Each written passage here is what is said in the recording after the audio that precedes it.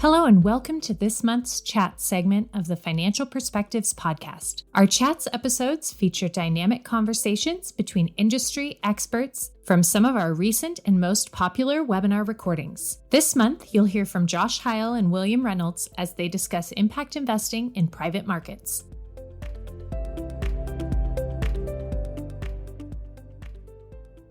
Good afternoon, everyone, and thank you for tuning in today to our webinar titled Impact Investments in Private Markets. Before we dive in, I'd like to quickly just introduce myself. My name is William Reynolds, and I'm an investment associate at Fire Capital Management, as well as a member of CFA Society San Francisco and volunteer member of our Young Leaders Council. In my role with Fire Capital, I assist in managing client portfolios and supporting the investment team in making informed decisions by evaluating and presenting updates on investments, market trends, and industries. I also play a key role in maintaining client relationships and developing investment strategies that align with clients' financial and impact-related goals. Now, I'd like to introduce our esteemed speaker today, Josh Hile. Josh Hile is the CEO, CIO, and co-founder of the private market investment platform, Citizen Mint. Josh has spent the last 10 years managing and consulting ultra-high net worth individuals, as well as pensions and 401k plans of Fortune 100 companies. Prior to co-founding Citizen Mint, Josh was a director of investment strategy and research at Laird Norton Weatherby, a $16 billion RIA, where he was instrumental in developing and maintaining and improving impact and sustainable investing capabilities for both public and private markets. He was further responsible for worldwide sourcing, ongoing due diligence, and monitoring of all equity asset managers, as well as real estate, private equity, private debt, and venture capital opportunities. And prior to this, Josh worked at Russell Investments performing due diligence on fund managers for Russell's mutual fund and consulting divisions. Mr. Hile has a BA in Business Administration and an MBA from the University of Washington's Foster School of Business. And in addition to that, Josh is both a CFA charter holder and certified public accountant. Josh, thank you so much for joining us today, and I'm personally thrilled to discuss today's topic of impact investments in private markets. Thank you so much. So excited to be here.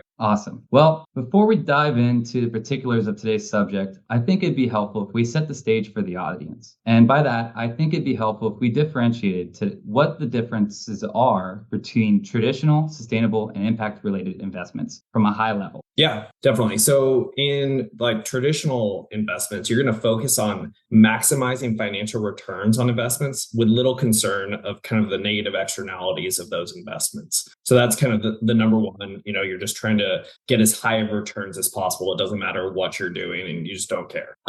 In the second, which would be like sustainable bucket, you're investing in companies that reduce risk and increase value through thoughtful consideration of all stakeholders. So you're incorporating employees, you're incorporating customers, local communities, shareholders, while limiting the negative externalities on society and the environment. And you can think of this in even you're treating your employees well, you're doing well within your communities, which helps your brand image, which is something that's not necessarily measured on the balance sheet, but it is something incredibly important to a business over time. And then the third category or bucket is impact investing. And these are investment opportunities, which are often in the private markets that seek to solve an environmental or social challenge while also trying to maximize financial returns. And some people might think of impact investing as philanthropy. It doesn't need to be, and it's supposed to be totally separate because you're really still trying to maximize those financial returns within that marketplace. Yeah, and I think that's a great overview. And I guess let's dive a little deeper into this. So particularly as it relates to impact investing, where you said there doesn't necessarily need to be the philanthropic arm to it. There's also you could say, market return rate sort of investment. What would the differences in philosophies and objectives be for these different types of investments as it relates to that? Yeah, and I think, with the objectives on impact investing, and I'll make sure I'm actually going to share my screen just to show you a little bit what this can look like. So, one second. There we go. So you can kind of see the broad-based and sustainable investing can kind of be encompassed in that SRI, ESG-based thematics, ESG, that can kind of go across that sustainable investing universe. But the different philosophies and processes, really on the impact investing side, you're really mostly going to look at that in private markets. Traditional investing can be in equities, bonds, but also private markets within that. But taking a broad-based approach of like, hey, we can go invest in something that might be detrimental to the environment, might be detrimental to society, but we are just trying to get the highest returns for our potential investors. So I think that's one of the differences in like the philosophy base, whereas like impact investing comes from it of like, well, first of all, it has to be a great return investment for us to get involved. So you start kind of at the same place where in traditional investing, in sustainable, normal investing, and impact investing, you're like, we still want to maximize returns, but then you kind of dive deeper into like, for impact investing, is this actually having a positive impact on society after you have that first level of diligence on like, is this also just a good investment to get into? Perfect. And how would you say that the demand for these forms of investments have grown over the past 2 decades? It's been rather significant in the demand side of things as people have thought about or even understood what their underlying investments are actually doing. And so, I'll show you kind of a demand chart, but it's actually one of the fastest growing segments in financial markets. If you just think about how much money is going into this, a lot of this does have to do with kind of this transition of energy and the because there is so much money moving into the infrastructure market where we need to find replacements for energy or other parts of infrastructure. But also it's also related to just like the biggest issues we're facing out there need a lot of capital, whether it's in climate change, specifically energy, whether it's in education, healthcare, affordable housing. So it has been a place where people have been looking to put more capital because the opportunity set is so massive. And whenever there's a massive opportunity set, all investors start paying attention to that. And before we dive into a little bit more about the asset classes, which you've already kind of alluded to there, but in terms of generationally, I would say that the problems that were faced by the older generations may not be the same problems that the younger generations may be more so valuing and or focusing on at the moment. How have you seen clients and financial advisors representing their clients approach you and Citizen Mint as it relates to value alignment with their investments? Yeah, I think one of the big things is younger generations are much more attuned to essentially thinking about how their investments are going to impact society. Taking a step back, so I was at a large wealth manager. Most baby boomer clients think of their money in 2 buckets. They think of their profit generation, and then they have their other side, which is their philanthropy. They don't like to intermix those, and they don't care if they're against each other. So you could be like, hey, I really care about this issue. And even if that issue is in their is something they're essentially creating negative externalities for in their profit-making center, it's like, well, I'll just put money into my philanthropy center to offset that. Whereas future generations, or essentially millennials, are essentially saying, well, actually, I want those two to interconnect, and I want to do good at the same time as my investments are doing good, and not have these negative externalities and have to put more money into philanthropy to offset my negative externalities. So it's just a big mindset shift. And I think I'll pull up, kind of a couple things here just because I think they're important. This younger demographic are really looking at their investments and saying, okay, well, I want more alternatives in my portfolio. I want more sustainable things in my portfolio. So that's what I want to have. Also, what we've seen is the wealthier the person is at wealth management firms, in a lot of cases, some of the biggest or largest clients at certain wealth management firms are actually some of the most impact oriented. And so we've seen wealth managers either lose clients because they don't have enough impact or capabilities within that marketplace, or in the case of other wealth managers, have really built their business on the back of having this capability, whether it's Laird Norton Weatherby, whether it's Alti Tiedemann, whether it's Jordan Park, some of these big wealth managers within the space that are highly well respected, that have these big impact sustainability capabilities. And they've been able to grow their business quite significantly because of those capabilities internally. Yeah, and I could personally say that at Fire Capital Management, we also adopt a similar philosophy, and we hear it as well from a lot of our younger clients, particularly. And they just like to see additional value be made from their returns. So that's really helpful. Thank you. I guess let's go back a little bit. So you already alluded to some of the particular asset classes that you see where there's a lot of opportunity within impact investing, particularly as it relates to private markets. But can you, dive a little further or opine as to what you predominantly see in terms of underwriting and ongoing pipeline investment opportunities with Citizen Mint and in your past, and how that's evolved over time? Yeah, definitely. I mean, in the past, it was, what it seemed like is it was mostly focused on maybe the VC universe. There was a lot of different opportunities within education or healthcare or other places where it's like, oh, this new technology is going to transform this specific part of the marketplace. And that's still the case. I mean, there's a ton of VC firms that are impact oriented and are looking at those specific big opportunity sets and saying, okay, we can have a big impact here through technology. That said, there's other parts of the marketplace, which is where we really focus, like where our focus hasn't been on the VC universe. Our focus has more been on more even real assets, a lot of real estate, infrastructure, private debt backed by real assets. But we see those things as just massive opportunity sets. And we're not the only ones. I mean, Blackstone, KKR, Carlyle, Apollo, every one of them is jumping into similar spaces where they're saying, okay, well, we should be looking at energy from a renewable infrastructure standpoint, and we should be putting capital to work. Blackstone's likely going to be the biggest provider of affordable housing in the US just because it's such a massive issue. It's a bipartisan issue where it's like we all know that we need more affordable housing, whether you're on the East Coast, West Coast, or in between. And so this is going to be a place that is going to be investable. And you look back on it, also, the returns have been very strong within that area of the marketplace. And people just haven't really spent a lot of time looking at it. But Blackstone obviously has. And when you're hitting like 15% IRRs for these like affordable housing projects that have almost no downside, that's a pretty good place, like where I want to be playing too. So from a perspective of us, we have really spent a lot of our time in infrastructure, in renewable infrastructure, affordable housing, and then private debt backed by some kind of real asset. Yeah, and I think going back to your note earlier about philanthropic versus market rate impact related returns, one particular investment that we've helped with clients is essentially below market rate loans provided to organizations that align with client values. So I think to your point about just the availability of opportunities has grown, and more opportunities for value alignment within a client portfolio, which is helpful for wealth managers looking to grow out that sleeve. Exactly.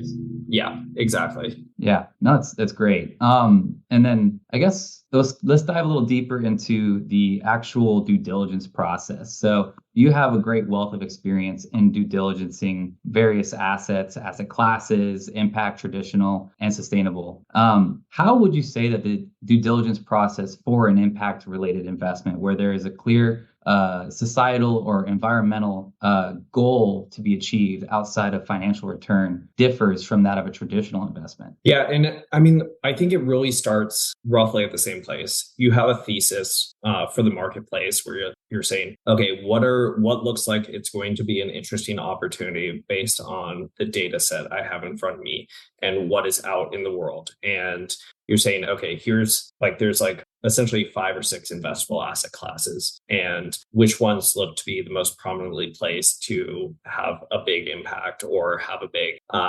compelling financial return. And then from there, reviewing what the actual part of the marketplace that's investable. And then is that a compelling risk reward opportunity? So that even takes away the impact side of it, where we are going down the same place of, can we maximize financial returns here for unit of risk? And when we say yes, then we go to, is this having a positive impact on the world? And then from there, it's what are the actual investable opportunities beyond that?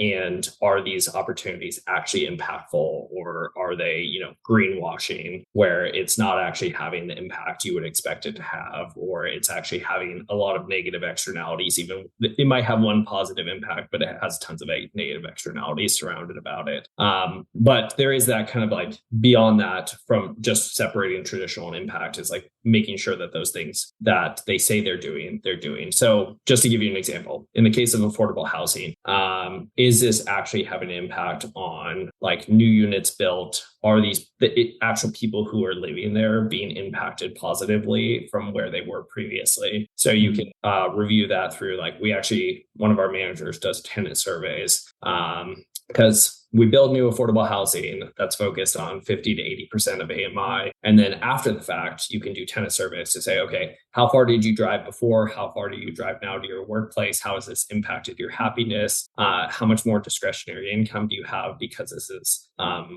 closer to your work, so you don't have to spend as much on transportation, or it's cheaper than the previous place you were living at?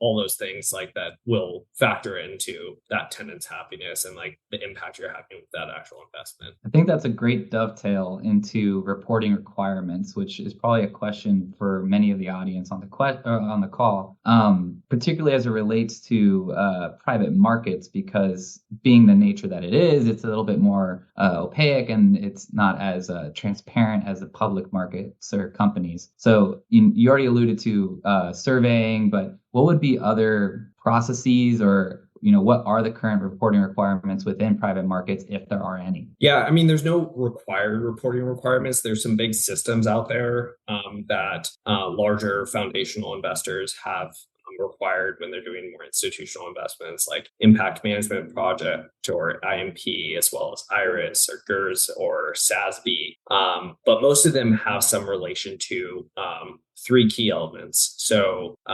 materiality. So does the investment create material change and positive change? Measurability. Can the impact actually be measured? And then intentionality. So is the investment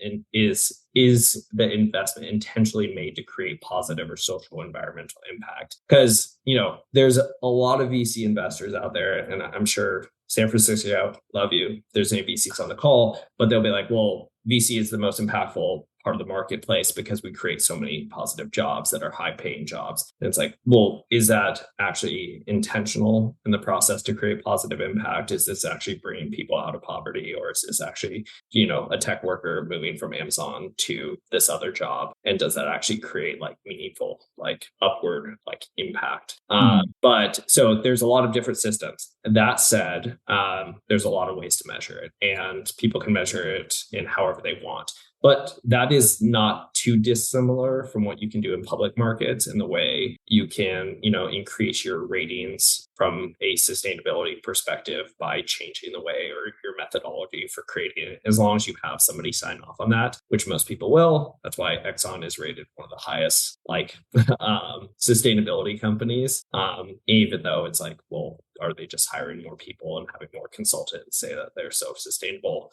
Or are they being positive for the world or not? So there's, again, upfront though, what we try to do, our side of things, is work with the manager to say, here are the things we would like to report on. Here are the things we require of you to report on a quarterly basis. And here's the discussion on methodology of how we would like you to measure that. And then we work from there, reporting that back to our individual investors, knowing that, nothing's going to be perfect, and there's errors and estimates, but we're trying to do the best we can. And as long as it's directionally correct, we feel that we can feel good about the impact of that specific opportunity. I think that also dovetails nicely into a follow-up question on ongoing monitoring as it relates to private investments. So I guess for the audience, particularly within private markets, a lot of these investments are illiquid in nature. So being able to exit a position if something were to change, such as style drift or what have you, then it's not as easily said or it's not as easy as said and done. And so I guess in that regard, particularly with impact related goals, how does the ongoing monitor process look like from your perspective when you're reporting on these impact related objectives? It just depends. And I'll probably say that 100 more times because it's so different based on the investment. In some cases, it's relatively easy. When you're essentially creating energy from solar or wind, it's tons of carbon abated. It's a pretty normal metric within the industry, but then we put it into things that people can actually understand because nobody knows what 1 ton of carbon abated actually means. But when you say you took 100 cars off the freeway for a year by 1 ton, being taken out, or you took like 50 trips from London to LA out of the network by like similar carbon metrics. But those are pretty easy to understand, and they're also easier to measure compared to like maybe affordable housing or a healthcare or an education investment, where you might have to do some more metrics around like who you're actually serving. Because in affordable housing case, it depends on the level of affordable housing, because you could be doing actual low income housing, or you could be doing some level between, which would be like between 50 to 100% of AMI. And AMIs can range dramatically by the region you live in. In the Seattle region where I'm based, AMI is 120,000. And so you might be like, even though you're focusing on retail workers, teachers, nurses, others who can't usually live near their workplace because it's so expensive, those people are still not making what you'd consider as like low salaries when you're making $70,000 to $80,000 a year. But it's like within that environment, it's still hard to live on some of those salaries. So we try to measure it in different ways. I think you usually don't have, because we're not investing in companies or businesses, you don't have this same style drift that you might have with an individual company where they're changing their whole focus, or they're pivoting, or they might like get rid of their sustainability programs at any one point in time. That just doesn't really happen with like affordable housing or a solar project, or even a battery project, or whatever it might be within that infrastructure space. So we just don't see it as often, unless you're doing individual companies. Oh, and that makes sense too from that perspective. I guess looking forward, so AI has been the craze of the news, the markets over the past 5 to 10 years, really, and its evolution even more recently than that has been on a J curve. With AI, there is a energy consumption requirement through data centers, and I imagine in terms of asset allocation for the investment opportunities going forward, infrastructure around that is going to be huge. I guess, can you speak more about that, and from what you're hearing on your clients and financial advisors as to how they want to allocate towards that, future world that we're heading towards? Yeah, definitely. And I'm going to bring up my presentation again to show you a little stats around that, because I think it's such an interesting topic. So AI is going to be revolutionary. I mean, obviously, it's already starting to like roll into many of the things like we do on a daily basis. But like it's going to impact the energy landscape massively. It's also going to impact the renewable infrastructure landscape massively. Like it's actually, renewable infrastructure is going to be huge, and renewable infrastructure investments are going to be a huge beneficiary actually of AI, because you have all these big tech companies looking to have some level of sustainability within. I mean, they've all essentially said 2030 carbon neutral around that time period, and they're moving as fast as they can towards that, and they're putting a lot of dollars behind it. So all of them have these 50 to 100% energy teams that are constantly trying to figure out how to just get new energy, and they're trying to get it from renewable sources in most cases, because that's where most of the new energy is coming from. So they're putting a lot of capital behind it, but like AI is a whole nother level step above that of how much energy you need. So you need 4 times the amount of energy to power a normal data center. And Mark Zuckerberg came out and just said, energy, not compute, will be the number one bottleneck for AI. And you already see this. I mean, data centers are essentially trying to upgrade to NVIDIA chips, and the utilities are essentially saying, no, you can't. So that is the number one investable part of like investing in a data center is, can it actually upgrade, or can it, when you build that data center, will it have enough power so that it's attractive to a corporate purchaser to be able to like be willing to put the chips there? And so it's a massive problem that we're dealing with right now. You saw Microsoft turn on an old nuclear plant. You see Amazon signing nuclear deals as well. I mean, Amazon's deal with X Energy essentially is like 10 years out, so it doesn't even have any impact on the current necessity or needs of that company. But you even see like in 2030, just alone, US data centers will be the sixth largest user of energy in the world. So I mean, you're in front of South Korea, Brazil, Canada, Germany, France, just by our US data centers and how much energy we're going to need. That's crazy. And on top of that, like you even see like just how fast the power demands are increasing. And this goes like our power demands were pretty set for a long period of time. And then you had EV come on, you have onshoring and manufacturing, which is only likely to increase under the Trump administration and the tariff that's likely to go into place. And so you're going to see more and more businesses try to produce domestically. I mean, it's been a big shift over the last 5 years already, like because we knew we needed to do that, but it's going to go up even further. And people don't realize how much energy manufacturing takes. But on top of that, you have AI. So these are just the power demand forecasts on this top chart that show how much it needs to increase or how much it's increased that estimate from 2021 to 2024. It's been significant.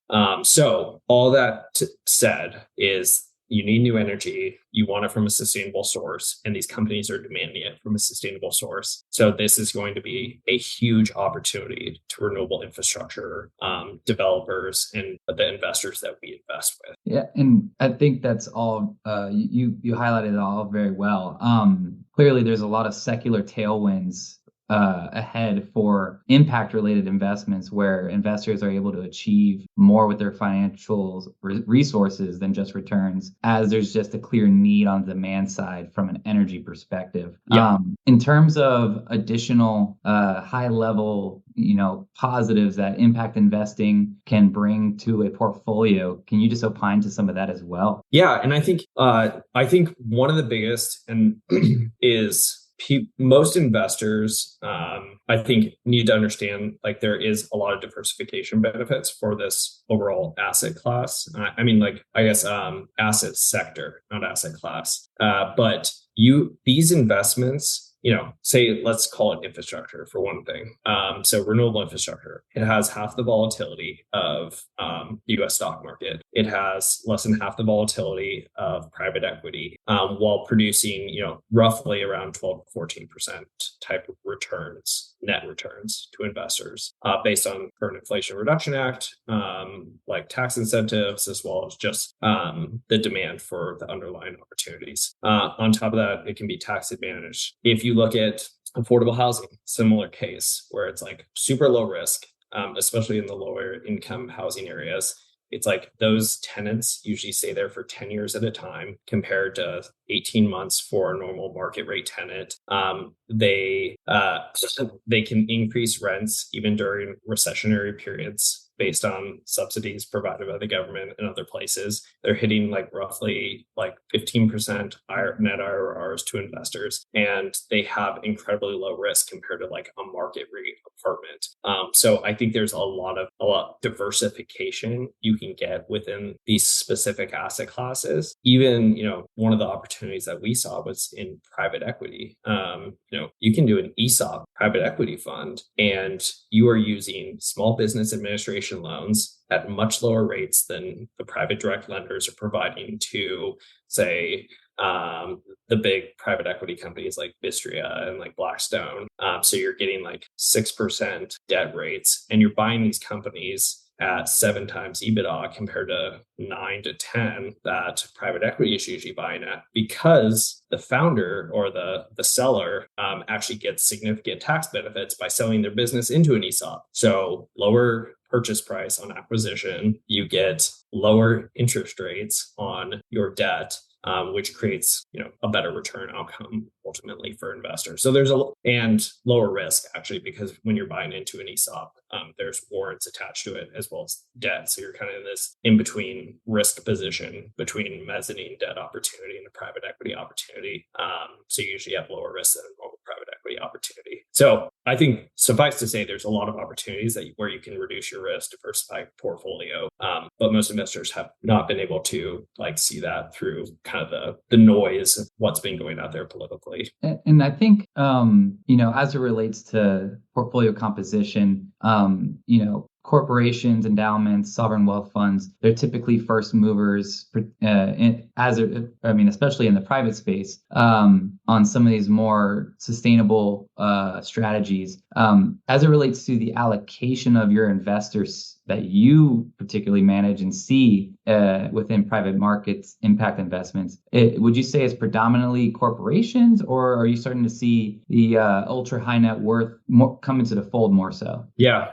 I think it's mostly, for us, we do work with some foundations who have been trying to increase their allocations to this to align with their missions of the foundation, where it's like, well, hey, if we can get investments that are similar rate returns to what we need to maintain our foundation indefinitely, and it more aligns with our mission of our foundation, then we should be doing that. And I think there's more and more foundations that are looking to do that within their portfolios. From a corporation perspective, it goes the same way. But that said, we're mostly dealing with ultra high net worth individuals on our platform and wealth managers and their clients who want to align their values. In a lot of cases, though, we work with a lot of wealth management firms who are just excited about the returns. And, probably about 70% of the wealth managers we work with, a lot of them don't care about impact of their clients, but the returns are so compelling and the risk is much lower than in other places in the market to diversify client portfolios here, that it just makes a lot of sense for them. And so that's, I think, where we can, still have a positive impact on our end, but then they're getting diversification and hitting their clients' financial goals, which is a win-win for everybody. Oh, that's really interesting. We got a question in from the audience here. So, Josh, I'm curious if maybe you have an outlook on this, but given federal policy, particularly going forward, how much do you think that will impact energy generation in the U.S. And its mix between renewable, traditional, or nuclear? And or do you see this being more of an economic decision? Yeah.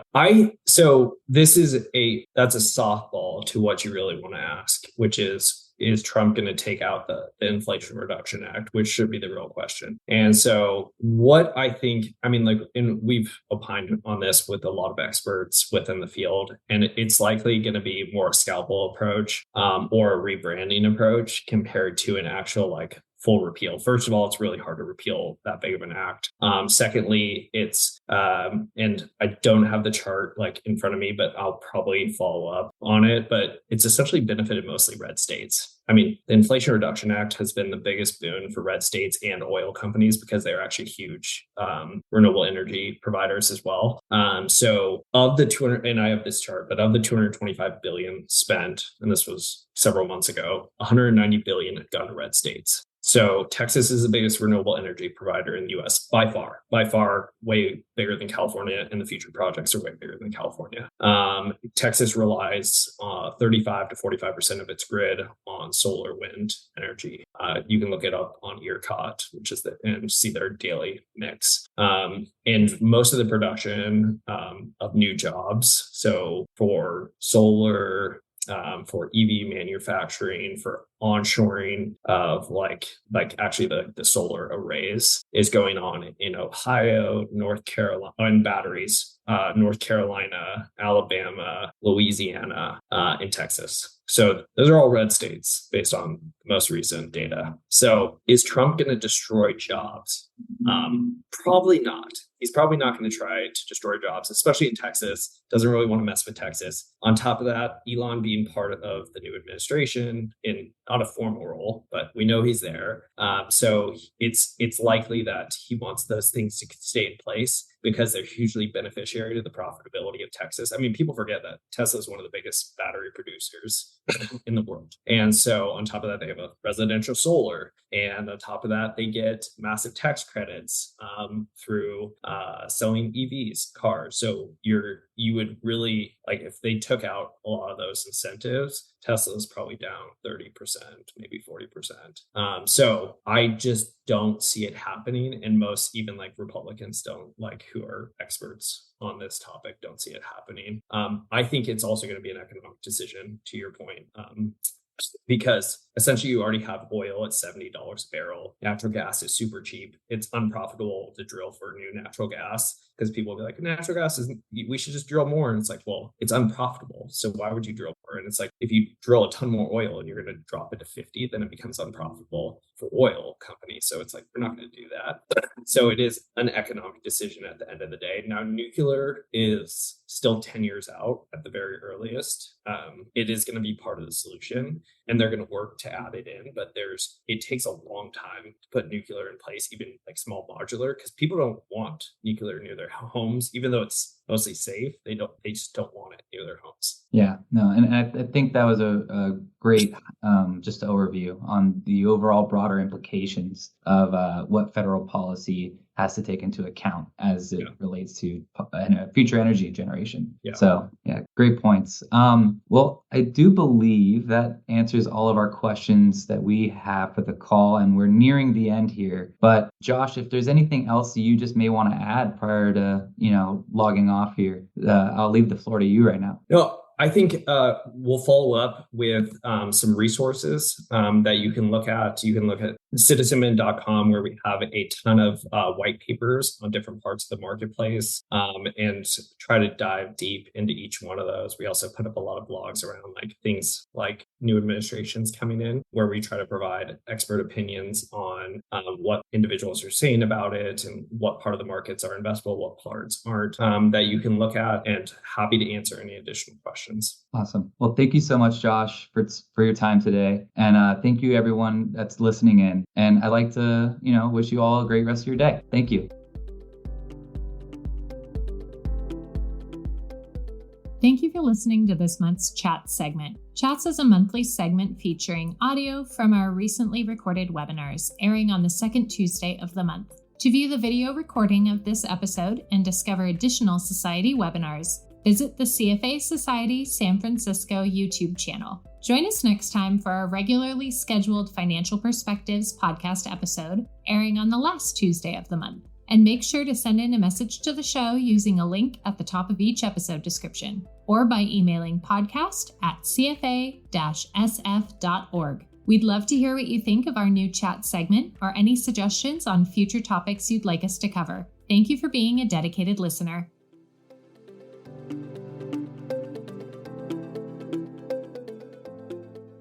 This podcast is produced by CFA Society San Francisco, a not-for-profit professional association providing professional learning and career resources to over 13,000 investment industry professionals worldwide. To learn more about CFA Society San Francisco, visit our website at cfa-sf.org or connect with us on LinkedIn.